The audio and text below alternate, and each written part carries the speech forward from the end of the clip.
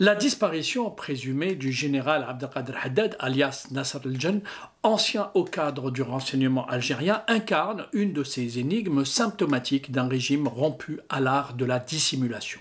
Ce n'est pas simplement l'homme qui intrigue, mais ce qu'il représente, un rouage stratégique d'un appareil sécuritaire devenu au fil des décennies une matrice autonome du pouvoir algérien. Or, sa disparition soulève un faisceau d'hypothèses où manipulation, opacité et écran de fumée convergent vers un objectif commun: dissimuler les véritables tensions qui secouent les sommets de l'État algérien. Générique.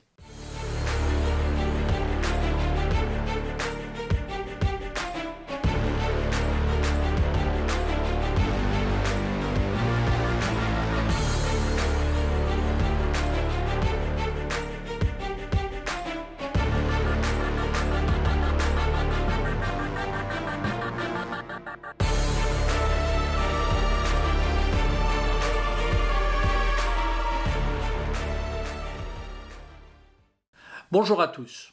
À quoi joue le régime algérien? En refusant la transparence, en alimentant les rumeurs, en diffusant les contre-vérités et les fake news, et en entretenant aussi un climat nauséeux, le régime algérien crée en vérité lui-même les conditions de la spéculation et de la paranoïa. Voilà un régime déjà adepte de l'opacité, nous le savions, qui, de plus, cherche à manipuler l'opinion publique algérienne et internationale en nourrissant les gazettes, les journalistes et les influenceurs de contre-vérités. La désormais affaire Nasser el-Djen est, de ce point de vue, l'extraordinaire illustration d'un État voyou, il faut dire les choses comme elles sont, qui ne respecte rien ni personne.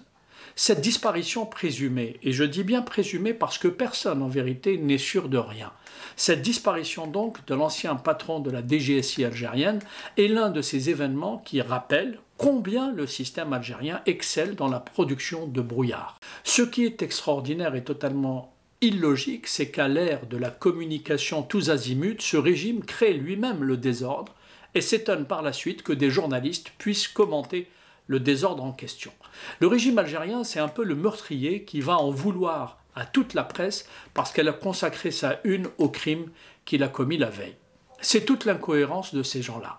Le général Haddad n'est pas un officier quelconque.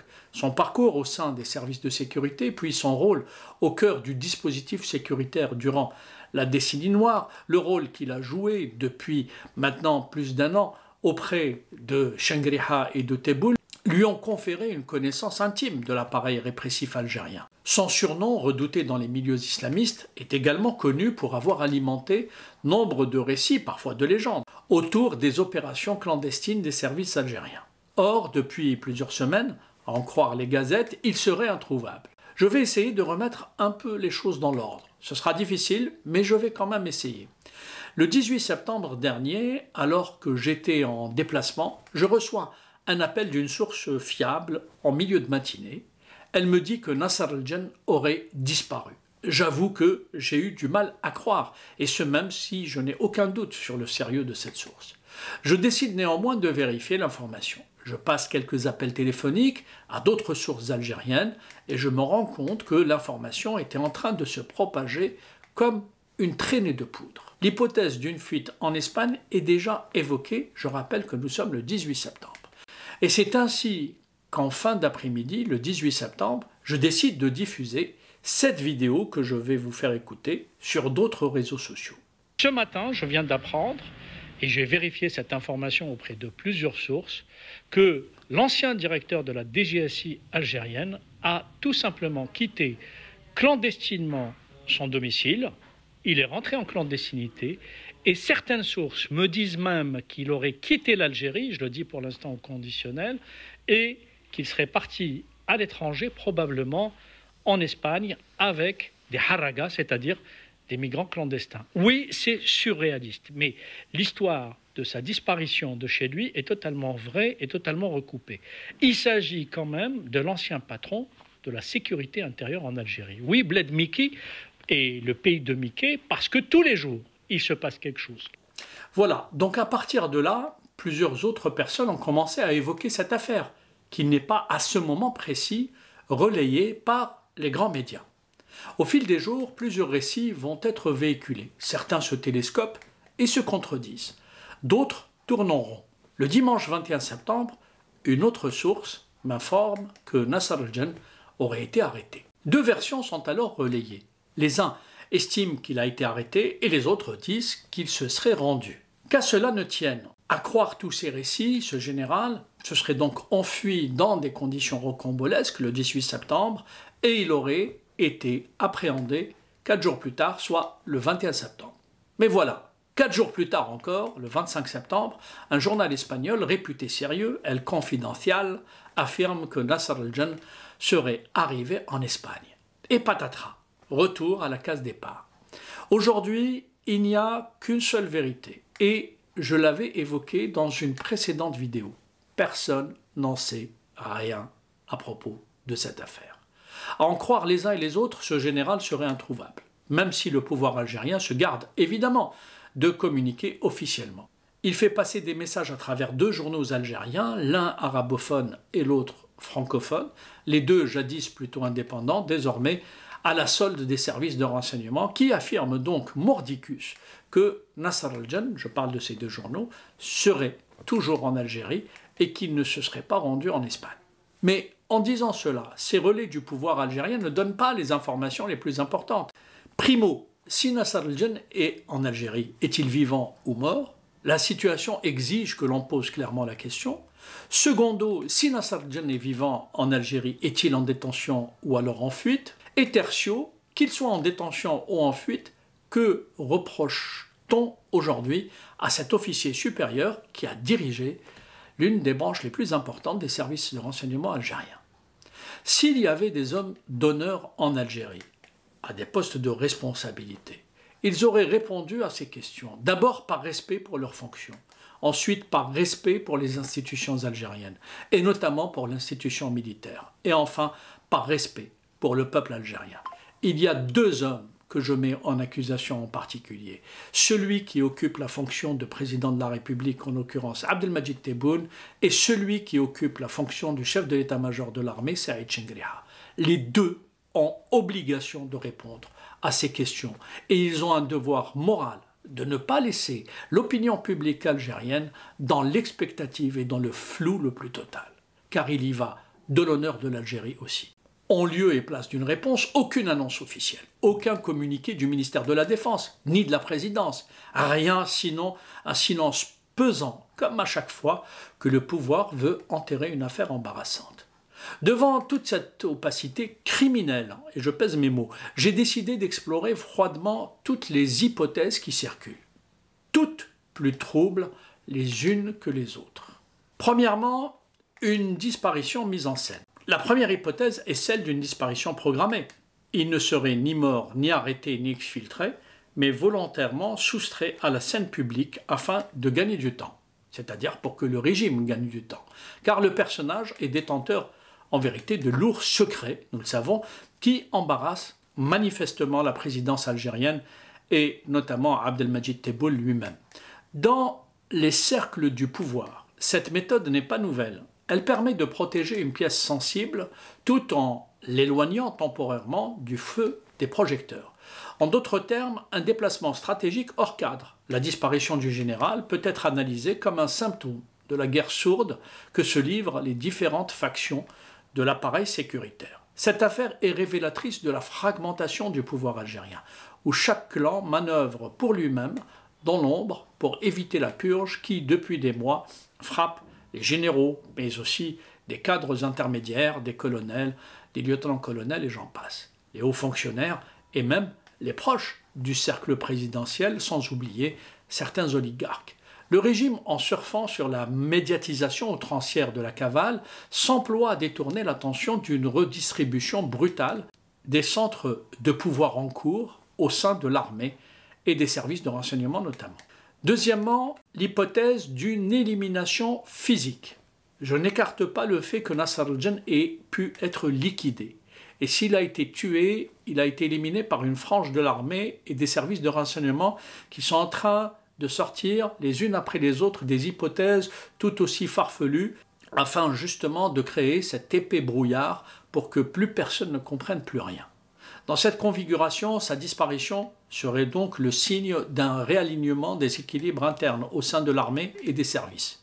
Le général Saïd Chengriha, chef d'état-major, mène depuis plusieurs années une opération de, disons, reconcentration du pouvoir, écartant, comme il le peut progressivement, toutes les figures susceptibles de menacer son autorité ou celle du cercle présidentiel de Tebboune, selon les périodes où ils sont plutôt unis ou désunis. Nasser al-Jinn, par son passé, par son carnet d'adresses, mais surtout par les informations qu'il détient, peut constituer une menace pour telle ou telle partie du régime. Il ne serait ainsi qu'un pion sacrifié dans le cadre d'une guerre clanique. L'écran de fumée savamment entretenu cache donc quelque chose de plus grave. À l'évidence, dans cette hypothèse, la disparition de Haddad ne serait qu'une diversion, une de plus, destinée à détourner l'attention d'opérations plus vastes. On sait combien le régime a recours aux coups d'éclat médiatiques et aux opérations d'intox pour masquer ses véritables objectifs. Créer le mystère autour d'une figure militaire redoutée permettrait aussi de redessiner des équilibres internes sans coup férir. C'est un message envoyé aussi à tous les officiers supérieurs qui seraient peut-être quelque peu rebelles ou enclins à l'être. Troisièmement, préparation d'une nouvelle narration. Il est possible que la figure de Nasser al-Jinn soit par ailleurs en train d'être instrumentalisée dans la fabrication d'un nouveau récit sécuritaire. En le faisant, entre guillemets, disparaître, on le sacralise, on le mythifie, ou bien on prépare le terrain à des révélations futures qui viendront peut-être justifier une action, un durcissement ou un rééquilibrage. Le régime algérien, en bon metteur en scène, sait transformer ses fantômes en ressources narratives. On a eu des cas par le passé où l'élimination d'un rouage visait à faire tomber tout un clan. De deux choses l'une. Il apparaît que Nasser al-Jinn sera l'instrument à travers lequel tombera le chef d'état-major Saïd Chengriha ou celui qui va précipiter la chute d'Abdelmajid Tebboune. Mais dans les deux cas, Nasser al-Jinn reste à sa place, c'est-à-dire un pion ou un instrument. Il n'est pas un simple officier en fuite, précisons-le quand même. Il est perçu comme une véritable boîte noire du régime, dépositaire d'archives vivantes sur des dossiers multiples et variés, des dossiers sensibles évidemment, des coups tordus durant la décennie noire, il en sait quelque chose, le harcèlement d'opposants, des dossiers de corruption, la manipulation politique ou les manipulations politiques, des ingérences étrangères, des compromissions, des complicités, et j'en passe. Certains évoquent une cavale organisée pour mieux négocier dans l'ombre sa mise à l'abri contre son silence.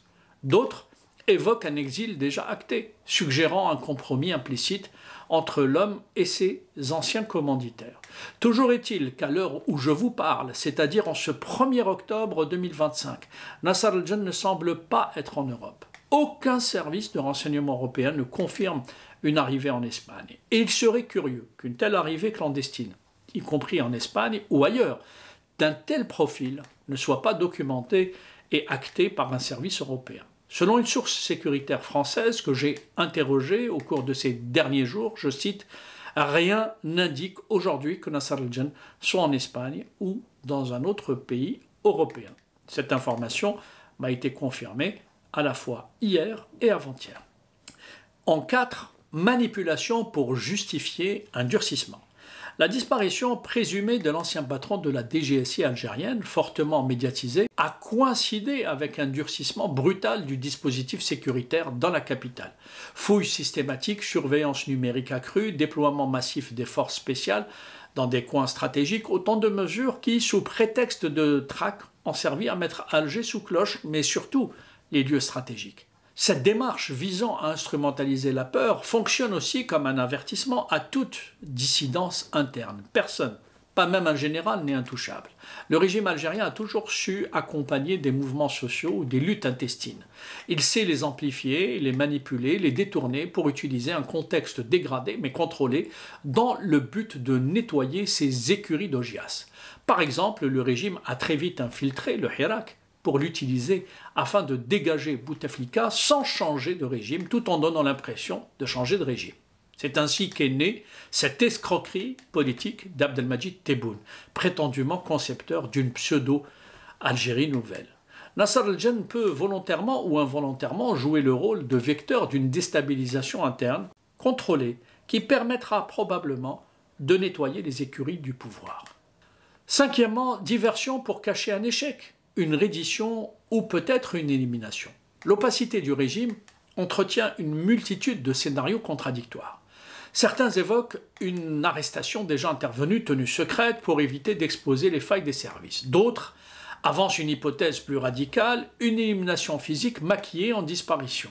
Le silence officiel, renforcé par des fuites contrôlées, entretient le doute, je l'ai dit, promettant au régime d'ajuster sa narration selon ses intérêts du moment.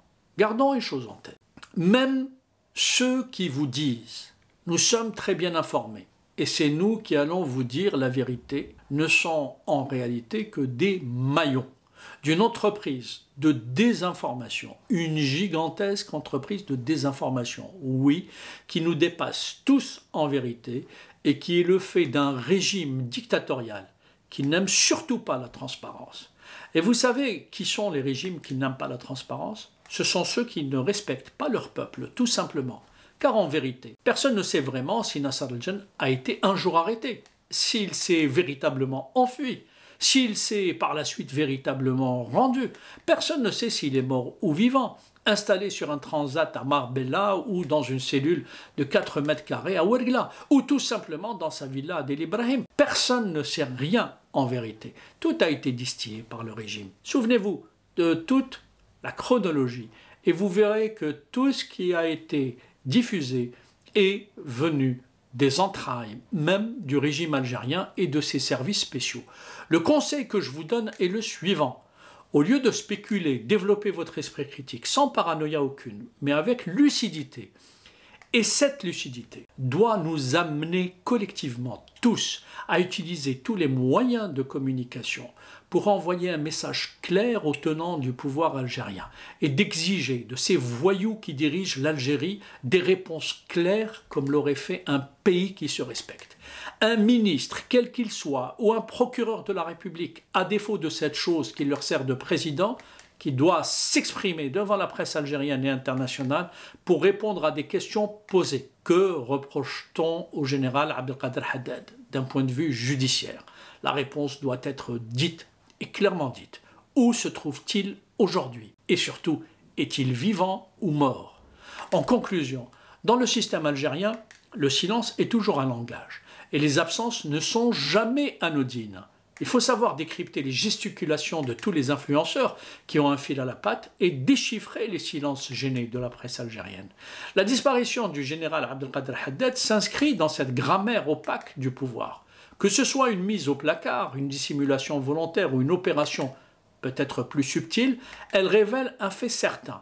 Le régime algérien continue de naviguer dans l'opacité et l'ambiguïté stratégique, nourrissant l'incertitude comme arme de contrôle. Il faudra donc observer avec attention, très grande attention même, ce que ce silence prépare. La cacophonie informationnelle autour de Nasser al-Jinn, loin de n'être qu'un épisode sécuritaire, révèle en vérité la fébrilité d'un pouvoir qui est en train de vaciller. En détournant l'attention sur une cavale presque romanesque, le régime algérien cherche à gagner du temps, à masquer des fractures plus profondes, lutte de succession, secret d'État et alliance contre nature. Dans cette affaire, l'absence d'une parole officielle est en soi un aveu. Cette affaire est d'une gravité immense. Elle illustre un pouvoir qui, confronté à ses propres démons, ne peut ni assumer ses divisions, ni affronter la lumière crue de la vérité. L'histoire jugera ce silence, mais d'ores et déjà, il dit tout de la vulnérabilité d'un régime qui, derrière sa verticalité apparente, est rongé par les trahisons internes et les peurs diffuses d'un effondrement qui paraît inéluctable. Je vous promets que c'est une question de temps, espérant seulement que dans leur chute, Tebboune et sa clique n'emporteront pas tout un pays. C'est ce qu'on souhaite. À très bientôt.